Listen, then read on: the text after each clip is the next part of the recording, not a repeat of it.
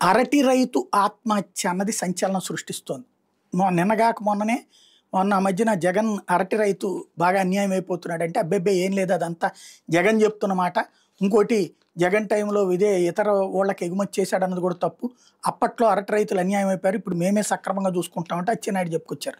తీరా చూస్తే ఇప్పుడు అరటి దిగుబడి గణనీయంగా వచ్చిన ధరలు లేక అమ్ముకోలేని దీనస్థితిలో బలవన్మరణానికి పాల్పడినటువంటి అనంతపురం జిల్లా ఉట్లూరు మండలం ఎల్లుట్ల గ్రామానికి చెందినటువంటి చిల్లా నాగలింగమయ్య ఇప్పుడు ఆయనకి సంబంధించినటువంటి అంత్యక్రియలు వేగంగా చేయించి పంపించేయడం మీదన ఆగ్రహం వ్యక్తం అవుతుందంటూ సాక్షి ఒక కథనాన్ని ప్రొజెక్ట్ చేసుకొచ్చింది.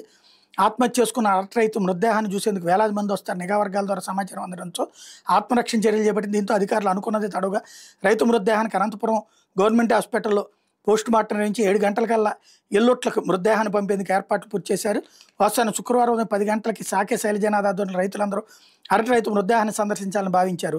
వేలాది మంది రైతులు అనంతపురం ప్రభుత్వ ఆసుపత్రి దగ్గరికి వస్తే ప్రభుత్వ వ్యతిరేకత భయపడుతుందని భావించిన సర్కార్ అధికారులతో డ్రామా నడిపింది. దీంతో అధికారులు హడావిడిగా అరటి రైతు మృతదేహానికి పోస్ట్ మార్టం చేసి పంపించేశారు. రైతు మృతదేహానికి హడావిడిగా పోస్ట్ మార్టం చేశారని తెలుసుకున్న శైలజనాథ్ ఆసుపత్రి దగ్గరికి వచ్చారు. మృతదేహానికి నివాళులర్పించేందుకు వెళ్తుంటే పోలీసులు అడ్డుకునే ప్రయత్నం చేశారు. రైతుల్లో వ్యతిరేకత ఉందని చంద్రబాబు ప్రభుత్వం ఉలిక్కిపడుతోందని తక్షణం అరటికి మద్దతు ధర ప్రకటించి ఆదుకోవాలంటూ శైలజనాథ్ ఈ సందర్భంగా డిమాండ్ చేశారు. నాగలింగమయ్య కుటుంబానికి అండగా ఉంటామంటూ కింజరపు అచ్చెన్నాయుడు తాజాగా హామీ ఇచ్చారు.